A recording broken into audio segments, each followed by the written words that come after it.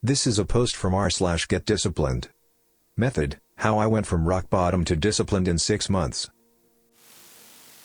Hi, I wish to share my journey of getting disciplined. I hope you will take something away from this. I would like to mention that I'm not a native English speaker, so forgive me for any grammar and/or spelling mistakes. TLDR, build positive habits on a foundation of willpower, not motivation. Start reading nonfiction and apply it in your life. Work on your physiology, it should be the foundation for productivity and discipline. Lessen the amount of superstimuli in your life to get more dopamine, motivation. Flow activities should be the goal in life, not mind-numbing pleasure. Start a bullet journal where you color-code all activities you do each day, positive or negative. It all started when I realized I had hit rock bottom. I was getting up at 3 p.m. every day. Only ate junk food, lay in bed watching YouTube and smoking a lot of weed. My room was always a complete mess. I completely disregarded my study while I was living off a study loan. Every night I would hang out with a friend who would do the same, and we'd smoke weed and watch screens until about 5 a.m. It really was rock bottom. This went on for a long time until I saw I had to change my life. Habit building. I read a book called The Slight Edge. The idea of the book was that with consistent, incremental improvement, anyone could reach anything.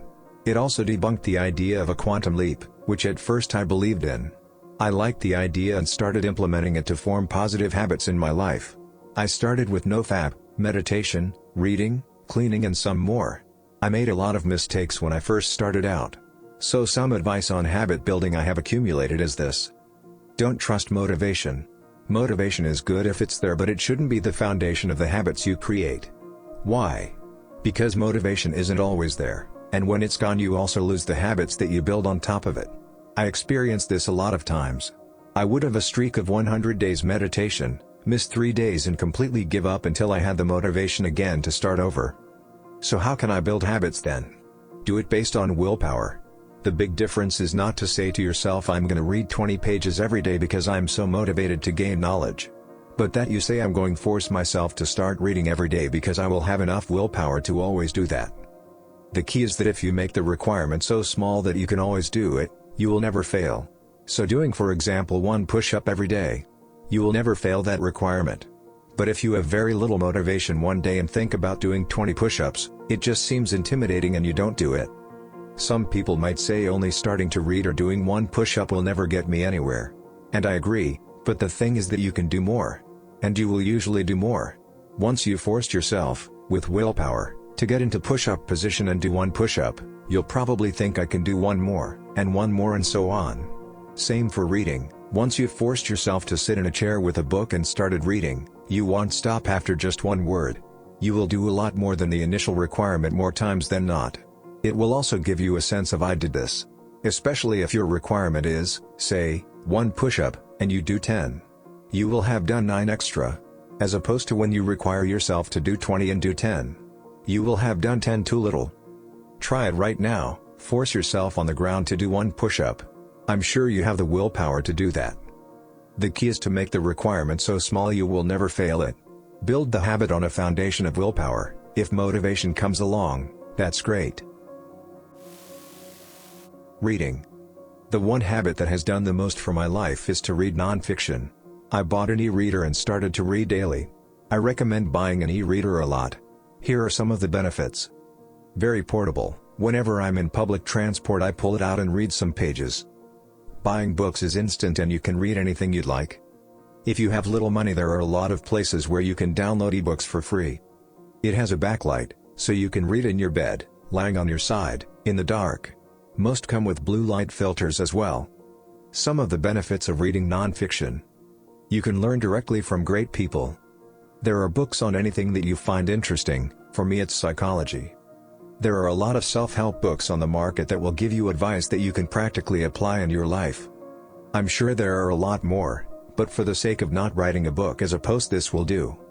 I think the most important thing as a prerequisite for discipline is good physiology. If you aren't feeling good it's hard to do things that would count as disciplined behavior. So that's why I would recommend reading some books about physiology. Books that have had a profound impact on my life are Many Habits, Meet Your Happy Chemicals, The Heart Math Solution, The Willpower Instinct, Cupid's Poisoned Arrow, Flow, The Psychology of Optimal Experience and Awareness Through Movement. If you read all these books, you will learn how to create healthy habits in your life without making it hard, how your brain chemicals work, how to instantly lower stress and deal with negative thought and emotion, how willpower works, why it matters and how to get more of it, how orgasm induces neurochemical brain changes for 2 weeks and how it's evolutionary designed to break romantic relationships, what a flow experience is, and why it should be the goal for all activities in life to turn into one, that everyone stops progressing in the most basic things like breathing, posture, etc. because only the minimal in life is needed to get on. It also provides lessons on how to improve these parts of life. Gaining knowledge in this field will give you the ability to make the changes in your life that will benefit your overall feeling. Feeling good overall, in your body and mind, is required for doing productive things. Dopamine. I'm a psychology student, so when I got into self-help I was naturally interested in the brain's place in self-improvement. Dopamine is the key player here. Most people think dopamine is responsible for pleasure. This is a big misunderstanding. Dopamine is actually responsible for wanting and motivation. When the dopamine part of the brain was first discovered, it was discovered in rats. The researchers hooked up a lever to the rat's dopamine circuit to shock the dopamine circuit, mimicking dopamine release, whenever the rats would pull the lever. The rats soon ignored anything else and only pulled the lever until they died of starvation and fatigue. Next, the researchers, this one is a bit cruel, would have 2 levers on the opposite sides of a cage that would produce a dopamine hit if pressed after the other. To make it interesting, they put an electrically charged grid in between that would give the rats a painful shock if they walked over it. So now the rats would have to cross the grid every time they wanted another dopamine hit. Shockingly, lol, the rats would run across it until they burned of their legs and couldn't walk anymore. The researchers concluded from these experiments that this dopamine circuit was responsible for creating pleasure. Nowadays this is proved to be wrong, and the actual function of the dopamine circuit is believed to be wanting and motivation. Most things people like to do give a lot of dopamine, much more than anything would have given in nature. Things like watching TV, or Netflix, internet, drugs, processed foods, porn, gambling and video games. Things that give us a lot of dopamine tend to be addicting. No wonder I was only smoking, watching screens and lying in bed when I hit rock bottom. Now, why should you care? The reason is very simple. Exposure to high dopamine for longer periods of time reduces dopamine receptors. Lower dopamine receptors give you lower motivation, lower concentration and less mental sharpness. With there being a lot of supernaturally high dopamine-giving activities and substances available to us, we should all be aware in what amount we should consume them. This is the reason why there are more college and university dropouts more than ever before. Why so many people are unhappy at work.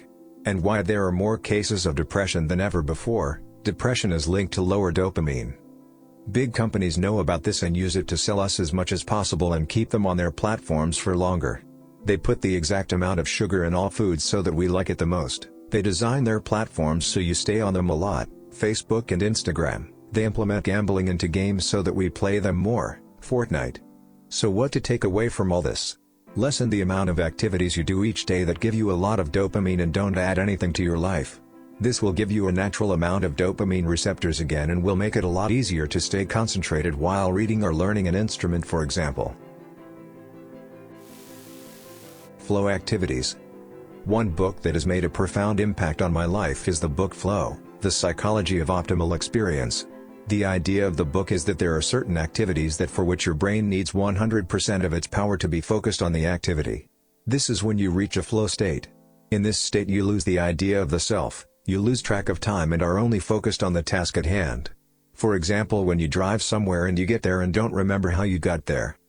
Flow occurs when your skill matches the challenge of the activity. When your skill is too high, you will be bored. When the challenge is too high, you will be anxious. The key idea from this book, for me, was the difference between pleasure and enjoyment.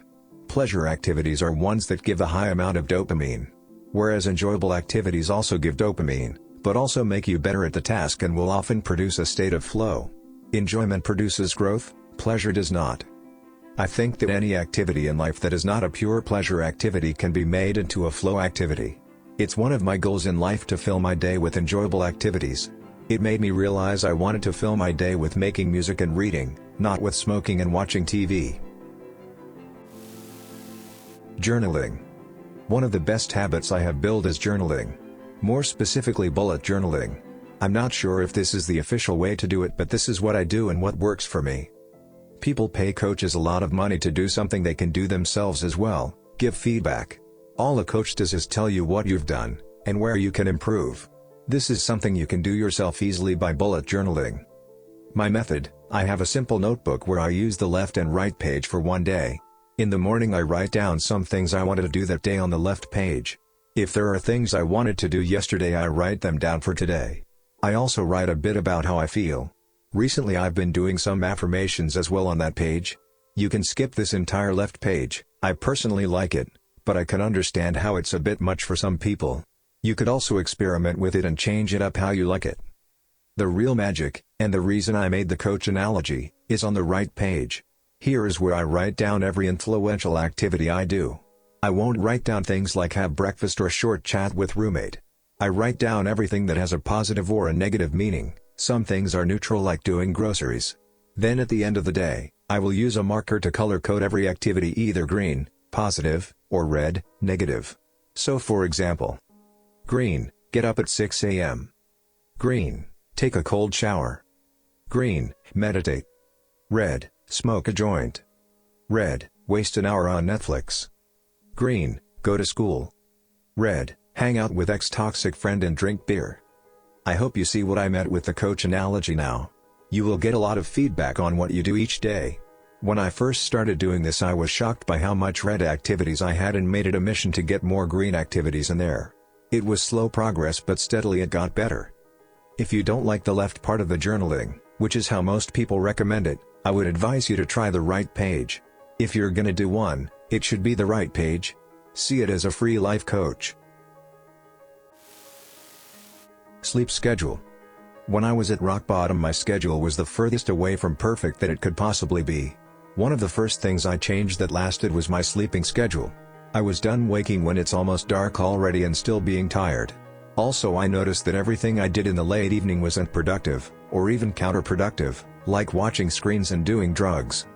There are good reasons to wake up early, 5 to 6 to 7 a.m.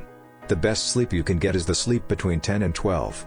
If you're still awake at 0 o'clock, you will produce cortisol and adrenaline to keep you awake. This isn't healthy. Good sleep improves cognitive function, vitality, and motivation by a lot. There are many more benefits to a good sleeping schedule, and I think it's well known that it's a lot better. However, most people think it's hard to change their schedule. It's not. This is how you do it. Set your alarm at your goal wake-up time, e.g. 6 a.m. When it goes, get out of bed, immediately eat breakfast. Don't sleep the rest of the day. Make sure you stop all screens by 9:30 and are in bed before 10 o'clock. Set the alarm again, you will most likely wake up before it goes. It's as easy as this. Now all you have to do is to stick with it. Start enjoying the vast amount of time you have available in the morning. This post has gotten a lot longer than I anticipated. I really appreciate you reading it all the way through. If you have any questions, feel free to post a comment or shoot me a message. I hope some of this has been helpful, and I hope you will find success and happiness in life. Peace. Edit. This thing really blew up. It's the second highest post of all time in this sub right now. It means a lot to me that I touched so many people. I really appreciate all the comments, feedback, and especially the positive vibes. I wish you all a good journey. Thanks for watching, everyone. Don't forget to like and subscribe. This is Experimental Journeys.